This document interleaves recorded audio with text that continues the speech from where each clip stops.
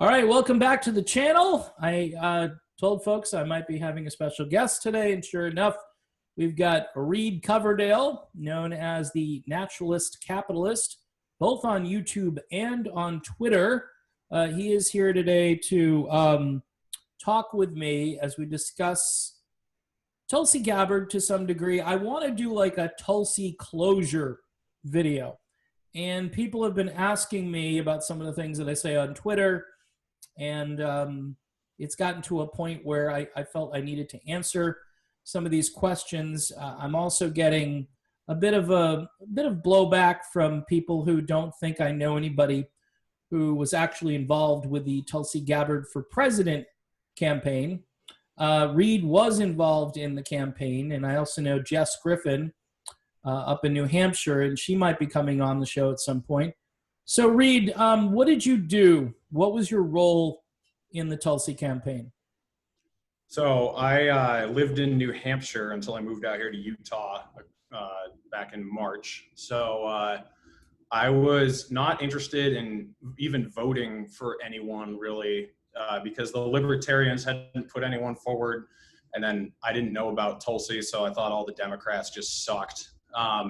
And then I found out about her, and as you know, she spent like 90% of her time in New Hampshire. I don't know if that's an actual number, but a lot of time in New Hampshire. So I met her there in New Hampshire, and it was very easy to get on the campaign. So she had a lot of town halls. We didn't really do any rallies, but we had dozens of town halls and house parties. So I would help set up all of the events. You know, I'd go and set up chairs, set up the speakers, and then, you know, while she was doing the event, I'd help pass out flyers or, you know, get volunteers signed up. And then my big job when I wasn't actually helping with the events was I was the guy who'd put the signs up because I had a pickup truck. So everyone would go around trying to find people who would let us put signs in their yard, and then they'd just get a big list. And so I would go, you know, I'd go put out all the signs. So those were my two biggest roles. But then the other thing was New Hampshire's a very libertarian state and a very big gun owning state. So I actually took it upon myself to try to influence her position on guns because it was already, I'd say, moderate compared to everyone else's, but it wasn't enough to grab the New Hampshire independent vote, which was what she was going for. So I did like, I don't even know, 150 to 100 hours of research on gun laws and gun control. And I was talking directly to her about it a lot. So I talked with her, you know, a bunch of different times, but probably altogether like 2 or 3 hours, mostly about guns. I also talked about some other stuff with her. But I know her pretty well, you know, she would know who I am if you asked her. So yeah, that was mainly my role. I wasn't paid or anything. I was just a volunteer, but you know, there was no one else. And so I was willing to put money and time into that. And so I did. Wow. So you put your own money into this, basically. You said you went out to Utah. Were you living in Utah prior to going to New Hampshire? No, I mean, I was born and raised in New Hampshire. I have lived in a lot of different places. I've been all over the country, but I got a trucking job out here in Utah, and that's why I moved out here. I moved out west in March, and then the coronavirus messed up all my job interviews I had, and then I ended up finally getting this job in June. But I was in New Hampshire until the end of February. I left early March. So how much time did you spend with Tulsi, like in days? Like how much, was it a month? Well, months? I had a full-time job until December, but from September when I first met her and joined the campaign to December, it was every weekend after work, like every night pretty much. And then once I quit my job, I had to have an operation done. But once I healed up from the operation, I was, you know, pretty invested. I was doing a ton of stuff for her. You know, the other thing I didn't mention that I did was canvassing. I'd go around New Hampshire knocking on doors. But I have no idea how many hours. It was a lot. Let's just put it that way. Yeah. Wow, dude. I have done stuff in campaigns before, but the level of participation that you are talking here is way beyond anything that I could imagine. So were you happy with most of her positions, or were you? I mean, you said you're trying to influence her on guns. Do you think she changed her mind a little bit because of all your research? I did agree with her on most things. It was pretty much everything except economics. Economics was where the most disagreement would take place. But even in economics, she talked about the debt and the need to balance the budget. And she was also against things like corporate subsidies and bailouts and crony capitalism. So I'd say like 80, 90% of her fiscal platform I disagreed with, but that was okay because, a lot of people say foreign policy is one issue. That's a load of crap. I mean, foreign policy is a ton of issues. That's like saying fiscal policy is one issue. No, your position on the income tax is one issue. Your position on whether we should have arms deals with Saudi Arabia is one issue, but foreign policy is huge. So, foreign policy and then like her entire social platform aside from guns pretty much was very libertarian. And then her voter reform that she wanted, ranked choice voting, Yeah. Ballot access, same day registration. And then the way she wanted government to work, even though I didn't agree with all her fiscal ideas, she had no intention of just ramming them through with executive orders. She wanted to get Congress to work together. And, so I didn't really have a ton of issues supporting her because there was a massive overlap.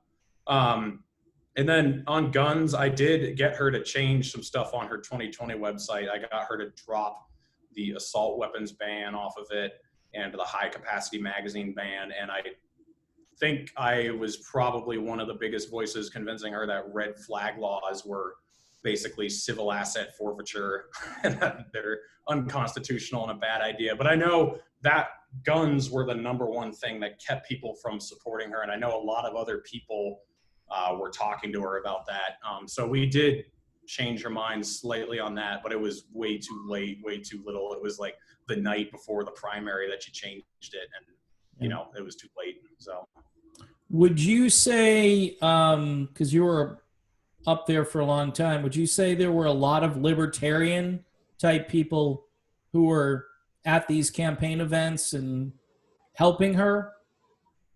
Yeah, I mean, there were people who had worked on Ron Paul's campaign, Rand Paul's campaign, Gary Johnson's campaign. There are a lot of people from, all over the political spectrum, but there were actual like hardcore libertarians who were on the campaign along with me. And, they kind of felt the same way. Like, we don't agree with her on everything, but I mean, look at the other options. Yeah. The Libertarian Party didn't have anyone until, Jacob Hornberger started sounding popular in like late February, early March maybe, but in November there was like nothing from them. So it was, Bill Weld, who's kind of libertarian, but he had literally no chance against Trump. And then it was, okay, there's Tulsi, who seems to be polling well in New Hampshire. We can try to go that way. So that was kind of what we did. It was pragmatic and the best choice out of the lot. All right. So I wanted to ask you those questions to kind of show folks your involvement and what you thought of Tulsi during the campaign. What do you think of her these days? So I don't hate her, and I don't think, I think she's the best Democrat in Congress by far. But whenever I criticize her, there are people who are just so enamored with her that they just attack me from all sides. And, they think I'm somehow upset that she didn't win or that she's not joining the Libertarian Party or something. I don't know what they think I'm upset about. I'm just, I gave a lot of my time and a lot of my money, and I told a lot of people that they should vote for her.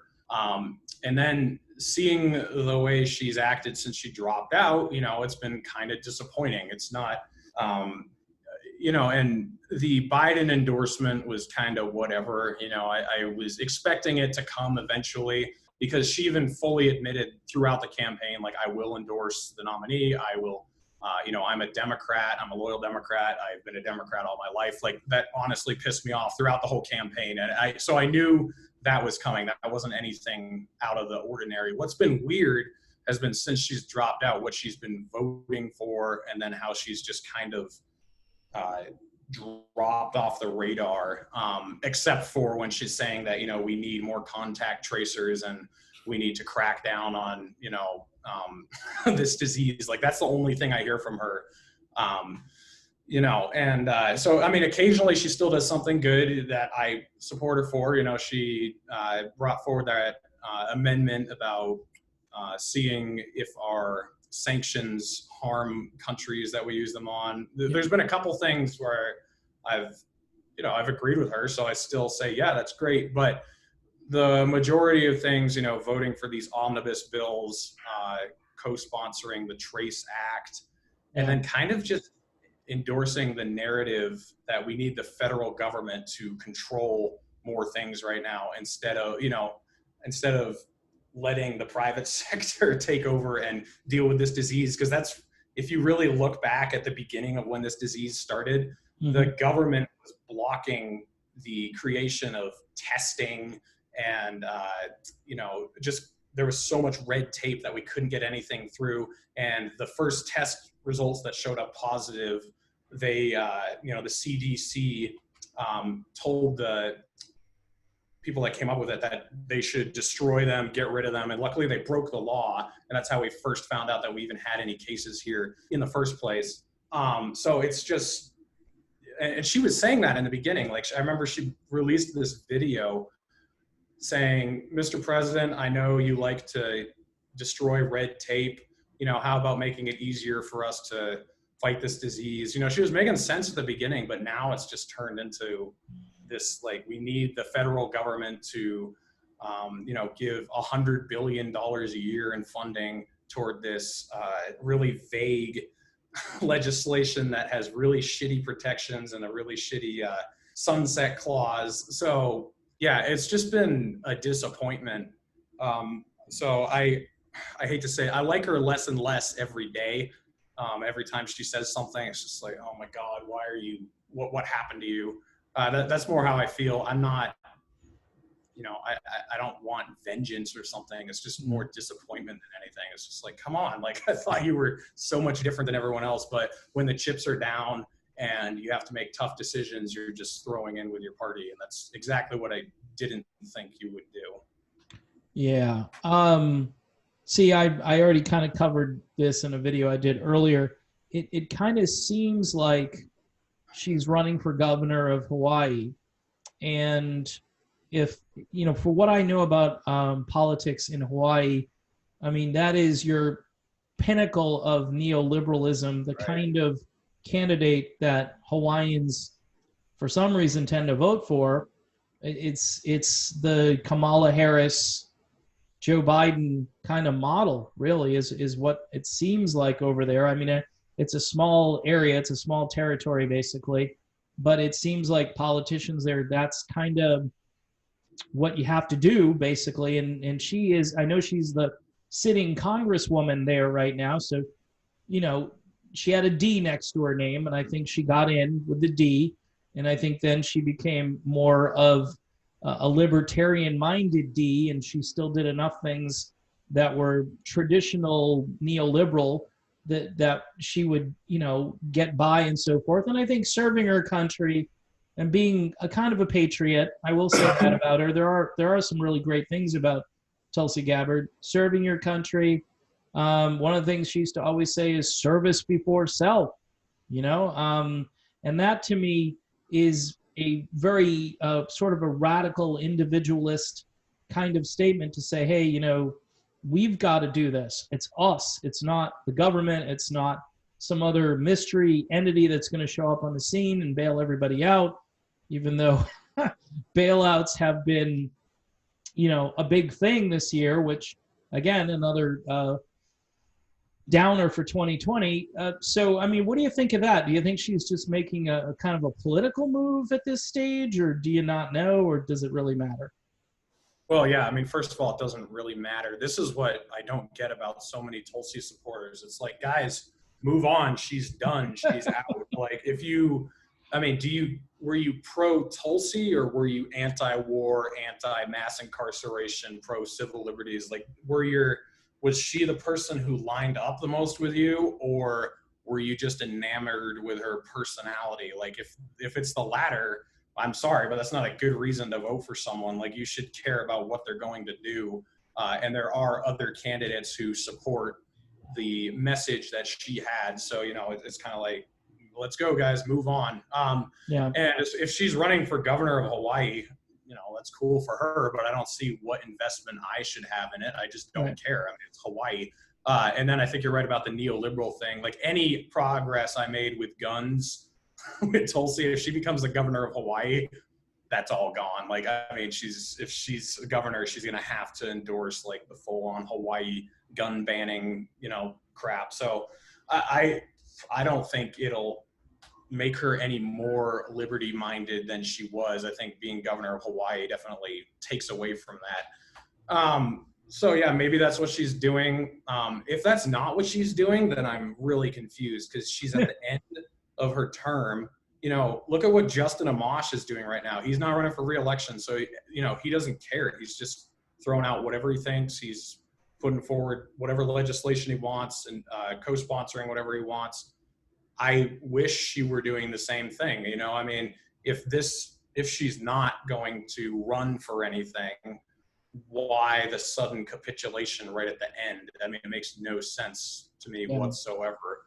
So yeah, I mean, I don't know what she's doing, but I don't really care. I mean, she's kind of, in my mind, proven that once you're in a position of power, you're going to capitulate, because where she is right now is way less pressure than if you are president of the United States. If you're president, you've got so many decisions to make, so many different forces pulling on you.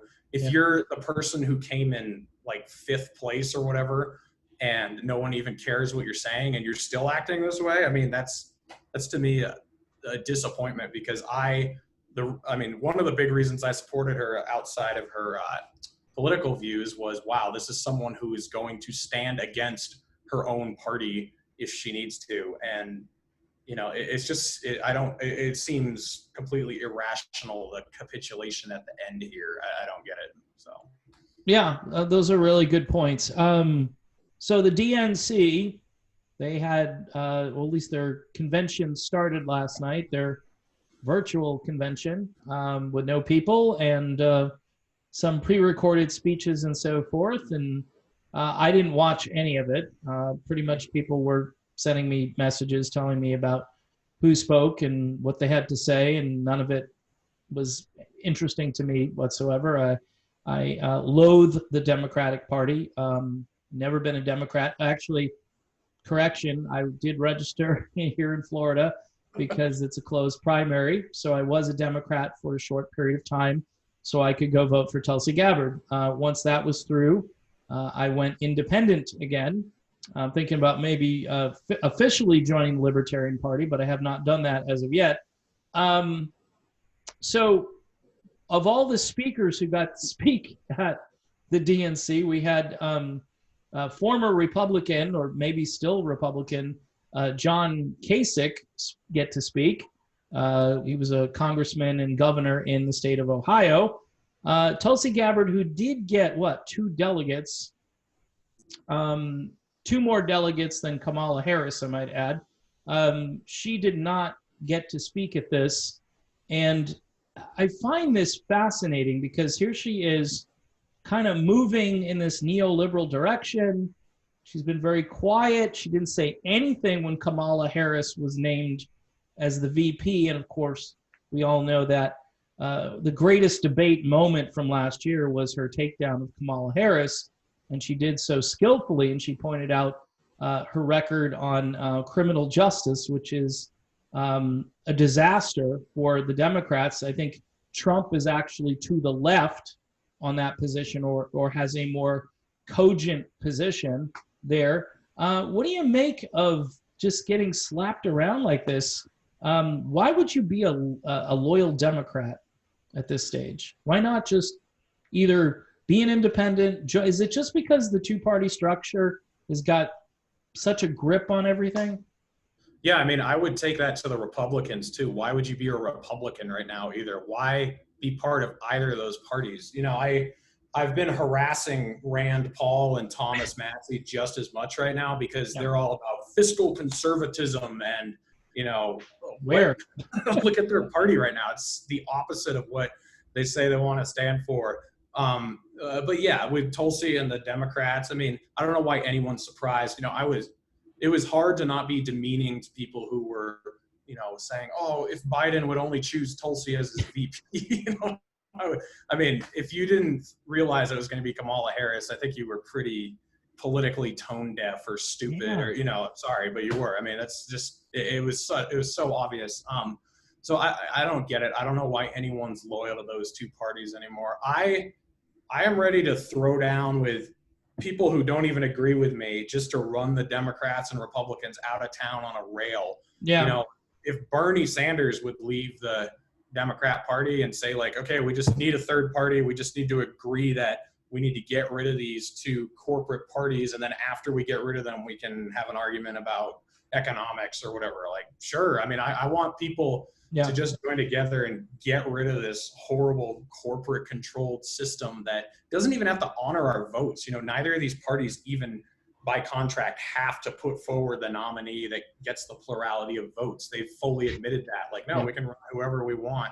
So why are we voting for them? So I actually released a video last week where I said, I am done voting for Republicans and Democrats. Like, I don't care, you know, in 2024, if it's Rand Paul and Thomas Massey at the ticket, I don't care. I'm not voting for them. You know, like if it's Tulsi Gabbard and someone else, you know, at the head, I don't care. Like, I'm just done, because regardless of how good a person they put forward, if you vote for that party, you are supporting that system that has bled the American political system dry, you know, and it's just time to get rid of them, because they don't care about us. They care about their donors. They care about getting reelected. They care about their power. And, you know, even if you have a good person like Tulsi Gabbard or Rand Paul, it doesn't matter. Like, we've seen both of them capitulate and support their corporate party, even though they'll preach the opposite message and then go vote for something that, you know, is the opposite of what they say they stand for. So if you're red or blue, I'm not going to vote for you. I'm done. And I don't care. Yeah.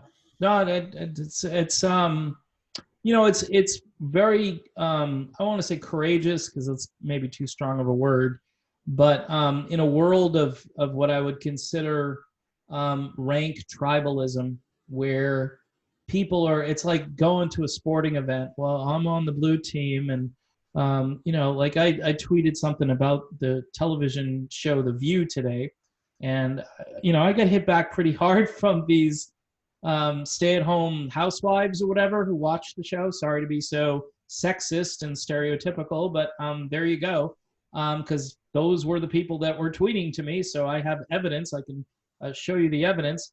But I'm just blown away, and I've been blown away the last 6 months at the level of rank propaganda that even Joseph Goebbels, I think, would admire in today's I mean, seriously, and I'm not saying that to be funny. It's scary what people are they're just consuming, and then they just absorb it, and then they regurgitate it. And you'll say something, and then they'll say something that everybody else is saying back. Like, nobody has an independent or creative thought anymore. And, you know, yeah, I kind of agree with you. Like, Jen Perlman's running down here, not my district, but she's trying to unseat Debbie Wasserman Schultz tonight. And I don't agree with Jen Perlman on a lot of things. I think she is very Bernie Sanders.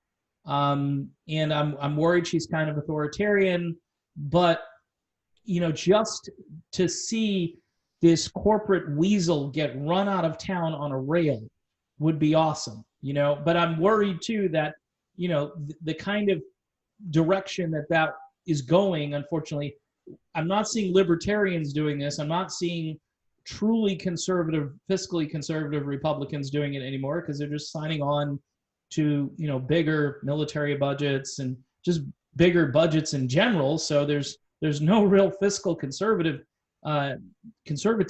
anywhere in politics right now. And we had the Tea Party that went away when Trump got elected, which was weird. There's no real campaign for liberty movement like there used to be. That also went away kind of when Trump got elected. So I'm just wondering, is it going to take some kind of a, I mean, we're already at the point where you can kind of sense there's so much tension. There's, civil unrest like we've never seen in this country. I mean, I look at the late 60s, and obviously you can go back to the various conflicts within our own country. Obviously, the Civil War comes to mind. And I would say we're kind of in a very soft civil war where people are, they're on edge and they're worried, and there's lots of fighting in these large cities where mostly anarchists have taken advantage of the political climate just to break things and to punch people in the head and so forth. And it's really scary. But neither of these two candidates will solve this problem. If Trump wins, there's going to be a ton of civil unrest like we've never seen. If Biden wins, the corporate gravy train, actually they turn it up, like Spinal Tap, they go from 10 to 11, because there's the war machine will be up another notch, because Trump has some tendencies to say no. Biden doesn't care. Kamala Harris doesn't care. I mean, where does this all go? And yes, Joe Jorgensen is out there. I got the shirt on today. Yeah, I mean, why not, right? I mean, even if it's just a protest vote, you could tell your kids and grandkids, hey, not me, voted for Joe Jorgensen. I mean, we got to start somewhere. I mean, we have to go outside the paradigm, but it just seems, and I've seen some of your videos where you talk and your guests will talk, and there's this sense that people are kind of just brain dead. I hate to just say it like that. They're just brain dead. And if you bring something different, like you say, there's another choice that's running. Really? Who? And you tell them, you go, oh, well, they have no chance. Well, that's because you're saying they have no chance, and you've been conditioned. And the media, imagine if they gave Joe Jorgensen not even a spot on the debate stage with those guys, just give her a platform, say, how they do the Democrat and Republican responses to the State of the Union address. Imagine if Joe Jorgensen gave, you should send this out to Spike Cohen or whoever, Joe Jorgensen gave a debate response, and she went on for like a half hour, 45 minutes, whatever it took, to kind of answer all of these problems and, with real solutions to the problems. Maybe, it would light a fire under the country, but it's almost like we're so busy with this R versus D dog and pony show, which is now like, it's bigger than the Olympics. It's bigger than the Super Bowl. It's bigger. It's become a cultural thing that now, oh, so you're a crazy man voting for a third party when we got this amazing, what do they call that in wrestling? I forget. It's some kind of grudge match, whatever you want to call it, and cage match. And you're just going to ignore that and be weird and vote for some. I've been looking to vote third party, as you know, since last summer, since I knew the whole Tulsi thing was like a kamikaze mission. So are there any answers to these questions, or am I just, crazy? Yeah, I mean, I get really aggravated when people say, there's no way we're going to win. And I think you're right. We can't talk like that. We have to talk like we're going to win. But even if we don't, the thing is, movements don't win overnight. I mean, I've talked to my mom about this because I keep telling her to vote Libertarian because she hates Trump and Biden. And she says, well, I don't know if it's going to win. It's like, Mom, think about women's suffrage, like how long that took. It wasn't overnight. They just kept fighting and fighting until they had it. And our political system is such a joke. So few people get out and vote. It's like a third, or I think it's 2/3 of the eligible voting population. And I think that eligible voting population is like a third of the population because people don't even register to vote. No. That's just so sad. We're a failed, I know you don't like using this term, but I'd say we're a failed state at this point because we don't function. It just doesn't work. We need to get behind a movement that will have a functioning government and actually respects people's rights. And, the problem with libertarians is they're I leave you alone, you leave me alone type of people, which is great, but that leads to them not getting involved. Like Yeah. I am one of very few libertarian YouTubers out there. They're hard to find because they suck up the content. They love like me doing it, but very few of them are out there advocating or protesting or getting involved with local elections because they've just given up on the system. And I understand that, but you have to stay involved. You have to get involved with politics, because if you don't get involved with politics will involve itself with you eventually. That's true. I understand the anarcho-capitalist perspective of like just not getting involved because they say it's like this is going to be kind of crude, but they compare it to gang rape basically, and they say it's like not getting involved in a gang rape. And people who say that you should get involved in politics are saying that you should only rape a little bit. I don't think that adds up. It's because it's like putting a stop to the gang rape, because we are getting gang raped as a country and no one's stepping up and stopping it, because you can be out of the system as much as you want, but if we have an authoritarian government controlling every aspect of our lives, it doesn't matter. So yeah, it's about getting people who care involved again, and then putting aside our small differences to agree that the state has become a bloated, ineffective stain on our society that we need to get rid of and just completely overhaul and have a system that works again. And then we can move forward, talk about our differences, figure out a system that works for everybody. But yeah, this joke we have is terrible. Have you read Brave New World before? It's a book that I've always wanted to read, and I'm afraid to read it. Just like, when I read 1984, I read Atlas Shrugged, and I've read, I've read a few books. I've never read that one, but I hear. Yeah, so 1984, as you know, is the idea that you need like this extremely oppressive government that makes everybody miserable and fall in line, where Brave New World is the opposite idea. It's you give people what they want, and then you can take their rights away and they won't care. And that's what we have here. You just keep people comfortable and you make them hate each other or hate immigrants or hate terrorists, whatever you need to get them to hate. And then they don't hate the right entities, and those entities can get away with just robbing us of all our rights and giving us a false sense of wealth that we don't really have. And no one will rise up and do anything about it. But I will say,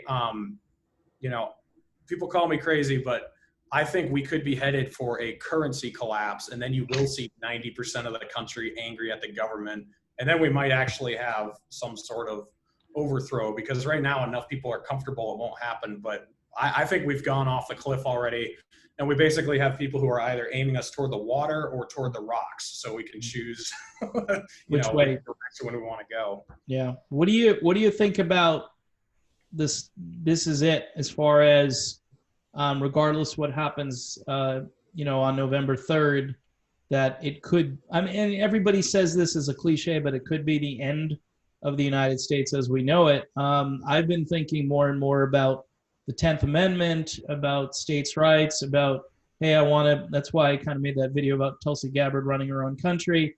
And I'm serious. I'm not joking, because every time I look at the news, I go, crap. I better know who my local sheriff is. I better know who my local state rep is. I better get to know these people. I better get to know who's on the school board, who makes local decisions, because that's government to me. That's like a much more pure, direct form of government. DC is central planning. DC, and the founders kind of expressed this to some degree.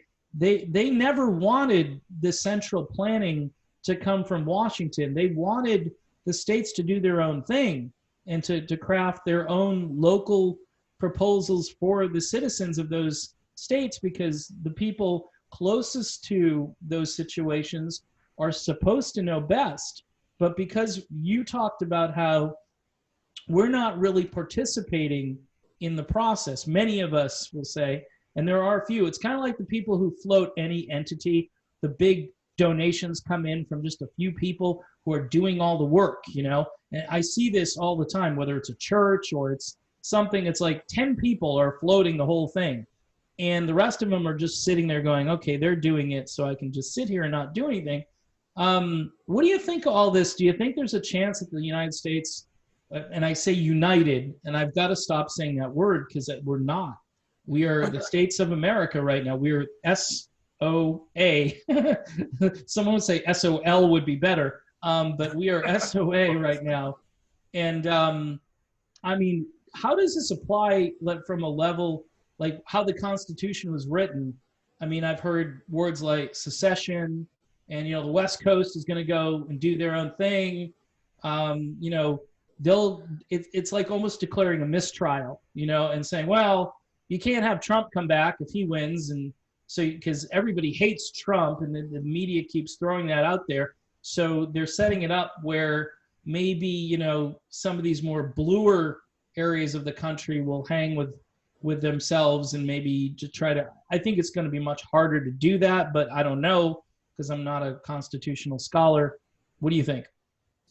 Yeah, so that's a lot right there. But I think, as I said, I imagine we're headed toward a currency collapse. So I think the dollar's days are numbered. I personally have investments outside the dollar. I have gold and silver, and I own capital. That's the thing, is like nobody owns anything anymore. No one owns their house, their car.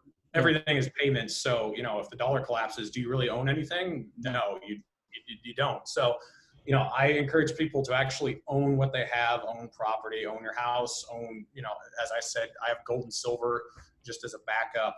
And I have guns, things like that. So I am prepared if that happens. I don't think it's completely guaranteed, but I think the writing is on the wall. You see Bitcoin and gold and silver are skyrocketing while the dollar index is going down. And I've even seen reports from more mainstream news sources that the dollar is losing its grip on global markets. That used to be things that only Alex Jones would say, and now Goldman Sachs is saying that. So thanks. You just got my video banned. Thanks. No, I'm just kidding. Oh yeah, you'll have to cut that out. So I think that is not a ridiculous thing to be prepared for. I would encourage people to stop buying things that you can't afford. Make sure you own your house. Make sure you own your car. And then if you have extra money, I would buy other forms of currency. And that is not stocks. Don't buy. That is not bonds. Don't buy bonds or stocks or anything that's in the dollar. That's stupid. Don't do that. Buy something that is going to maintain its value if that happens. As far as, if we have a civil war or break up into different states, I don't really foresee that happening. I just foresee us going through something worse than the Great Depression over again. But when we had the Great Depression, people were more self-sufficient. People owned land. They were more farmers. They knew how to take care of themselves. People have no idea how to be self-sufficient anymore. So if we go through something like that, with how many people live in the cities off of all these government systems, it's going to be ugly. So I think, that's why I don't think it matters, or sorry, I shouldn't put it that way. I don't think even if Joe Jorgensen wins and we get a libertarian Congress somehow, that we can avert the crisis anymore. I think we can slow it down. I think we can aim for the water instead of the rocks. And I think we can be more prepared as a country for when this comes. At the rate we're going, we're just hammering down on the accelerator straight toward a brick wall. And even if you can't get rid of the brick wall or turn in time, you can at least start pressing the brakes. So, that's kind of, I don't want to sell people a false line of hope. I think we've gone past the point of no return in a lot of ways. But if we can have a more representative government that fulfills the desires of the people, and we can start weaning ourselves off of all this oligarchical control and this empire that we have, it's going to be a lot easier than just slamming into that brick wall at 80 miles per hour. And so I would just encourage people, don't spend all of your money on gold or something, but if you have extra money, buy gold or silver or Bitcoin or something in foreign stocks, just in case. And if you have payments that you owe on something, just pay them off. Don't buy something new that you don't need, and just try to be more self-sufficient, because I think we live on an inflated currency and we have an inflated lifestyle that isn't representative of our actual wealth and The Democrats and Republicans fighting each other, it's like they're in the upstairs living room arguing over what color the carpet should be while the basement's on fire. That's what we have right now. It's coming down and we got to do something about it, but the Republicans and Democrats are blaming each other for everything while they're the ones who started the fire, and they're just trying to distract us. So we need to get rid of this horrible government we have and replace it with something that works, and not delude ourselves into thinking we missed a crisis, but better prepare for it. That's what I do, at least now. So I hope that answers your question. Yeah. Your theory about the money certainly plays into some of my other concerns. What I'm kind of seeing though is there seems to be like a West Coast thing where it seems like the West Coast is kind of on fire a little bit every night, and then a lot of the major cities, there's incredible amounts of civil unrest. There's lawlessness. There's obviously maybe police overreach as well. We can throw that in there. But in the last few weeks, even though I'm kind of libertarian on the sense that the police, need to not be like a military force, you also need protection. It's why you pay taxes and so forth. So, expect, if you call 911, someone will show up. And because of all this stuff, 911 isn't reliable. So I guess this is a great argument for the Second Amendment at this point. And I think what you're talking about, what I'm talking about, even though they might, it's like two circles that intersect a little bit.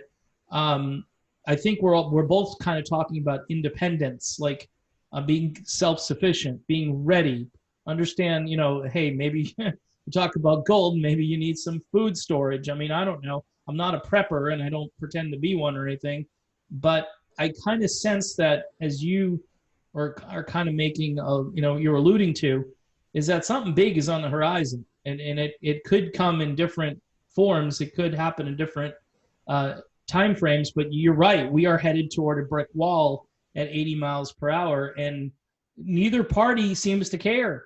They just care about, hey, my thing is bigger than your thing. I'm trying to be nice here. And vote for this because it's better than the other guy who yells and screams a lot.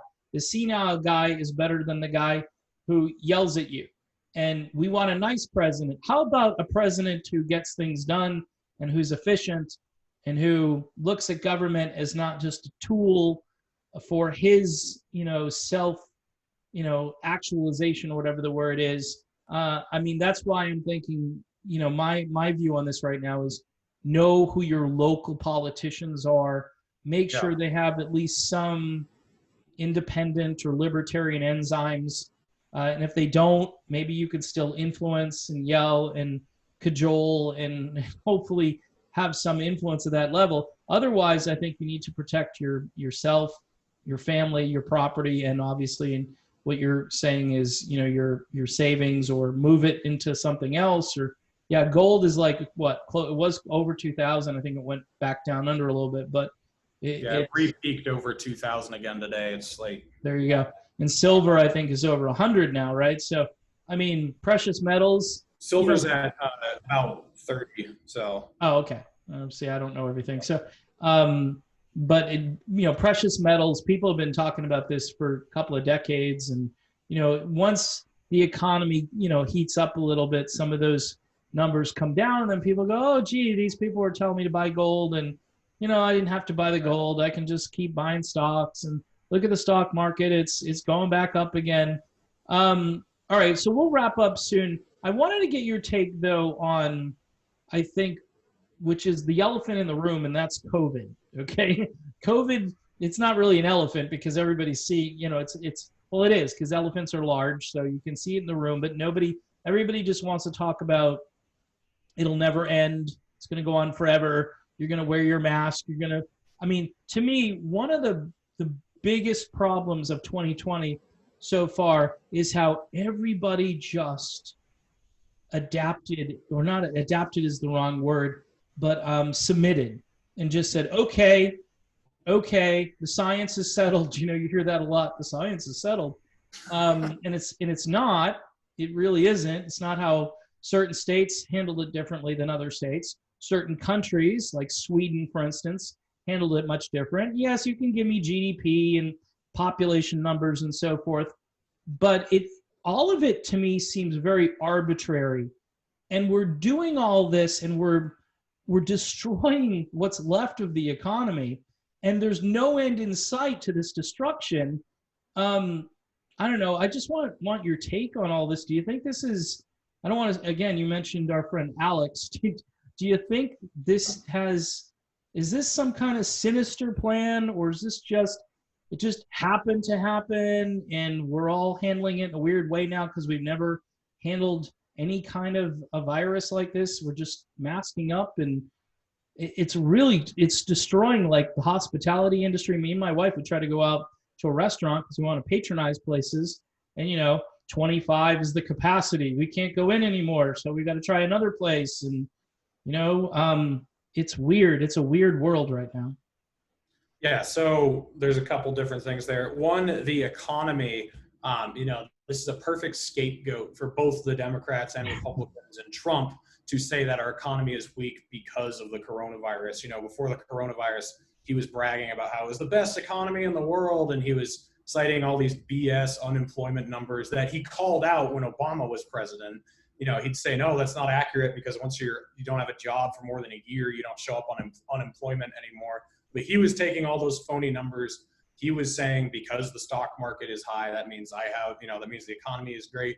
And the coronavirus, in my mind, was more like the needle that popped the bubble. It wasn't a hammer that came down on top of the economy. The economy was ready to crumble because it's a bubble that we've kept inflating. We did in 2008, and we did this time again.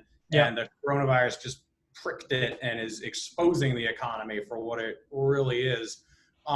So a lot of people think that once the coronavirus is gone, the economy is going to heal. Mm-hmm. I mean, it'll get a little better, but it won't.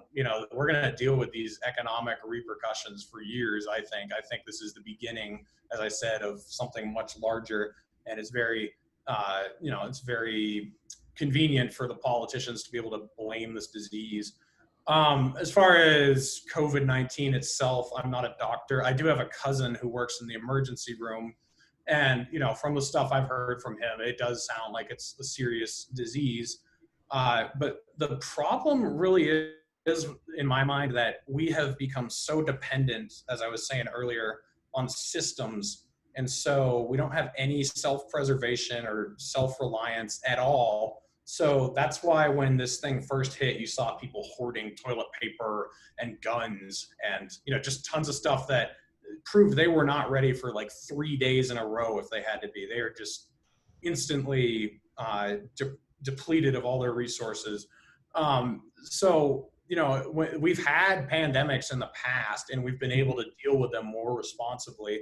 Yeah. But people are mindless drones now, kind of like you said, and they're idiots. And so what we do is we try to legislate common sense, which doesn't work. You can't make people smart. I've been into the store and I've seen the boxes 6 feet apart in a line, but then you look and they're, 2.5 feet apart this way. It's like, oh, the coronavirus doesn't go sideways. So it's just, it just shows the failure of central planning to deal with something like this. And as I said earlier, I'd encourage people to watch my interview with Spike Cohen. He really goes into how the government was really a huge obstructor to solving this problem in the first place, or even to alerting us that it was it was present in the United States. It just shows that people are, like you said, they're sheep. They'll just go along with anything as long as I'm safe, as long as I'm taken care of, as long as I'm comfortable. I don't care what the repercussions are. We need to move away from that. We need to go back to being more self-sufficient, independent, taking care of each other. I'm not saying this to brag, but I have a lot in savings, and I've taken care of a lot of my friends and family when they're in hard times. I just loan them money. I'd rather give it to them than have them go to the bank or have them use the government to get it. This idea that libertarians are selfish, it's really not true. I would rather give my money directly to you if you needed help because I know your situation. Then give it to some bureaucracy and then expect them not to waste half of it, first of all, but then also to understand what your needs are. We need to work back to that idea of taking care of each other as a society, being responsible. Like, if you're sick, stay home. Don't go, don't go to Walmart and go shopping. Like, these should all be pretty self-explanatory things, but people have lost any semblance of responsibility. And I think you made a video about a month ago that said individualism and libertarianism can save us. I think it was something like that. And I really think that's true. We need to get back to those ideas because they're gone, and we're expecting a state that does not give a crap about us to solve all our problems. The state isn't going to save us. And Jo Jorgensen's not going to save us. But what's good about Jo Jorgensen is she doesn't want to save you. She wants to put the power back in your hands. She wants to take it away from the state. That's what all of these libertarians running for Congress, I've had like 10 of them on my show. None of them have plans to save you. They want to stop the state from destroying your life. They want to return that power to you. That's why, supporting a libertarian party, if your candidate is actually supportive of those values, you are doing something different than voting for a Democrat and Republican, because the Democrats, Republicans, and the Green Party, I would say, they all have plans to save you. Yeah. And the Libertarian Party doesn't want the government to save you. They realize you are better at doing that yourself. So. Yeah. Now, and it's, I came to that realization when I was really into the Green Party as a response to, what happened with Tulsi Gabbard. I really said, okay, well, this would be a natural progression over here, because these are some of the things she agrees with or believes in.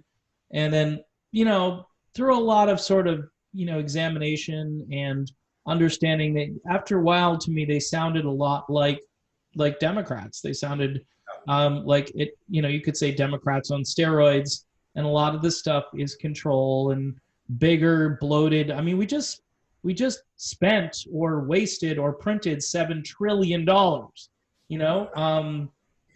and this is why you're talking about a financial collapse. And we were all wondering, what's the tipping point going to be? 20 trillion wasn't enough, but maybe it was, but maybe it would have been more of a delayed reaction. You increase that by almost a third, and you're thinking, we can just keep doing this forever. And so, with the Greens, I looked at the proposals and I'm going, okay, so how exactly are we going to fund this? How are we going to finance this? And this is a one-size-fits-all solution on top of it. Whereas I don't want to give a billionaire or a millionaire, free health insurance, because they can pay for it. And it's not going to cut costs. We know what insurance companies do, and you're not going to eliminate all the private insurance companies. It just isn't going to happen. I mean, other countries, even when they do this, there's still private insurance, because either the government can't do certain procedures or people just don't feel comfortable doing it. So they look for, security and a backup. So they end up, and they come to, like you were talking about, they come to an agreement that we want this, but we don't want that. And you can have those discussions once you get the beast under control. The beast right now is running wild, and we have no control over the beast, and the beast being, government spending and government power and control and all these different things in the surveillance state. And I can go on, and we could talk for 2 hours about all these different things that are now just really ridiculous. And the war machine, which we don't, and this is one of the reasons I loved Tulsi Gabbard at the beginning, is because she had the courage to talk about the military-industrial complex, to put it into terms. At the very beginning of this video, you talked about how foreign policy is really important. One of the things she used to say is foreign policy is domestic policy. Right. And it's kind of like you own yourself. Those things go off in my head, and I go, damn, I can't put that. I can't beat that. That's exactly what, needs to be said in this instance. But moving forward, I mean, we're all kind of like peeing in the wind to some degree right now. That's how I feel, is that it's just this system, until we get this system under control, the voting system, the way the government is run currently, and how people don't feel like they have any real input. This is why so many people don't vote, because they look at this show and they go, crap, you got the senile guy, the Yeah. guy, and then the guy who just yammers on about how great he is all day, like I said, bragging about numbers. And look, politicians will brag about numbers. I do want confidence in a politician, but I also want somebody who's also able to construct coherent sentences, instill confidence and competence, right? Yeah. Both of those. And this is honestly, in my lifetime, Reed, these are the two just dumbest rocks in the box. I mean, they just are. I mean, Hillary, she could construct sentences. So you have to look at the last election and say, okay, Hillary could kind of talk when she wasn't falling over and being pushed into a van and carted off somewhere. But I mean, and again, this is with 320 million people or so in the country, and we got these two guys as your top two candidates. That's why, just take a look at Joe Jorgensen if you're watching this video. As Trump said 4 years ago, what do you got to lose, right? Well, rethink that. What do you got to lose at this point? You've had the duopoly. You've got battered spouse syndrome at this point because you keep hearing, well, next time it's going to be better. Wait, honey, it's going to be even better. And we keep doing the same thing, and we define insanity as just what we've been doing for decades now. We need to get control of our own house, basically, and the people need to do it. So any last words before I let you go? I think we were supposed to talk more about Tulsi, and then we kind of, because there's just a ton of stuff that is going on. I just wanted your takes on those things. Yeah, well, I'm glad we didn't talk about Tulsi the whole time, because the whole point is moving beyond her, right? I mean, that's what people need to do. And they need to realize, like, I don't hate her. This isn't vengeance or hoping that she gets crushed or something. It's just time to move on. She's done. She might run for governor of Hawaii. What does that have to do with you? There are imminent problems that we're going to have to deal with. What I really want to add and stress, and I heard you and Charles talking about this, is we've got a ton of congressional races coming up. And as you said, you want your state and local government to be functional as well. So it is important to vote for Jo Jorgensen and support her. But if you guys want to check out my show, The Naturalist Capitalist, I've had interviews with, as I said, about 10 people running for congressional positions. There's a guy named Brad Barron who's running in the race with Mitch McConnell and Amy McGrath, and there's been like $1 billion of dark money dumped into the two of their campaigns, and he has almost 10% in a three-way race, and he's going to be in the debates in October. So there's a race that we can really definitely win if we push media attention in that direction. There are people running in a lot of states this year as libertarians, and they've got good ideas. They don't want to run your lives. They realize the government has destroyed most people's lives. They want to put that power back in your hands. So, I've seen there are a lot of Tulsi supporters who have gone libertarian, and they realize that she was not really a progressive. I mean, I think you did a video about this a while ago where she's not really anything. She's an independent. She's got these ideas from all over. She's not Bernie Sanders. They're two very different people. There's a lot of, if you're a Tulsi supporter watching this, there is a lot about Tulsi that is libertarian. And I think if she were not a Democrat, you'd see more libertarian leanings from her. I think there are gatekeepers who kind of keep her as Democrat-y as they can, especially since she's from Hawaii. She grew up very fiscally conservatively, she's a very personally conservative person. She believes in rights of other people to live the way they want, though. So, if you were a diehard supporter of her, I encourage you to look beyond just the person and look at a lot of the views that she had. And then you guys might take this the wrong way, but she was kind of inconsistent. Like, she had some views that were really libertarian, but then on some other things, she was really progressive. And a lot of people say, oh, that's great. She thinks outside the box. And it's like, yes, but she didn't have a guiding political philosophy that led her to decisions on every single issue. She was kind of all over the place. So if you really think that people are better at running their own lives than a central government, if you think that you really believe in freedom and you really believe in, functioning government, I really encourage you to check out the Libertarian Party and check out candidates that might be running in your state, and check out Joe Jorgensen, and realize that even if Tulsi had won and there was a Democratic Congress, that a lot of those progressive policies that you like probably would not have been passed into law anyway. Yeah. And if they had, there'd probably be a ton of pork packed into them, like her single payer plus plan or free college, whatever. It's very unlikely. So the results that you would have gotten from a Tulsi Gabbard presidency will be very similar to results you would get from a libertarian presidency, because what they have power over, they mostly agree on in those areas. Legislatively, they've got a pen. And Tulsi said she wasn't going to do executive orders. Joe Jorgensen is against his executive orders too. So you will see a very similar administration. So I really encourage everyone to check it out. As I said, check out my channel. You can see those interviews, and keep watching Dave. Dave's got great content. And I want to thank you for having me back on the show again. We'll have to do it again, man. Definitely. So. Yeah. Well, one of the reasons I had you on, Reed, was because I needed to vent a little bit. It was kind of a cathartic thing. I know you're a hardworking guy, and you work during the week and so forth. So I appreciate you coming on. I wanted to put out a video specifically to kind of answer some of the Tulsi stuff.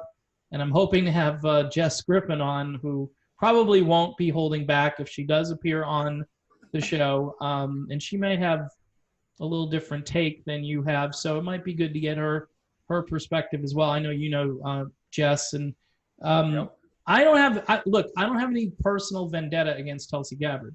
I still think she is a quality human being, a very high moral character. I love the fact that she served her country. I mean, I've been over this over and over, but I do think, like you said, it's kind of time to move on for that small sliver of folks who invested their time and effort into it. It's just weird to see them on Twitter. You could be talking about, the weather in Arizona, and her name would all of a sudden be part of that. Yeah, I mean, and as I said, we've got bigger fish to fry now. I think anyone who pays attention knows that things are coming down the pipe, and it's time to shift priorities. This whole idealistic, in 2024, she's going to sweep the Democratic Party and completely reform it. And it's like, guys, wake up, get real. Look at this election. Look what happened. It's not going to happen. You've got to just deal with the here and now, deal with reality. And, let's move forward. Let's move beyond the disappointment. It sucks. I really liked her too. So, yeah. All right. Well, there you have it. Again, thanks to Reed Coverdale, the Naturalist Capitalist. Please check out his channel. He's got real good content. You have to watch and have a little notepad to take notes, because it's not bland. It's not just like me running my mouth. It's some real meat and potatoes content. So you should please subscribe to his channel. That's the best thing to do. And then, watch my channel now and then, as I'll have content here and there. All right, folks, thanks again. We'll see you soon.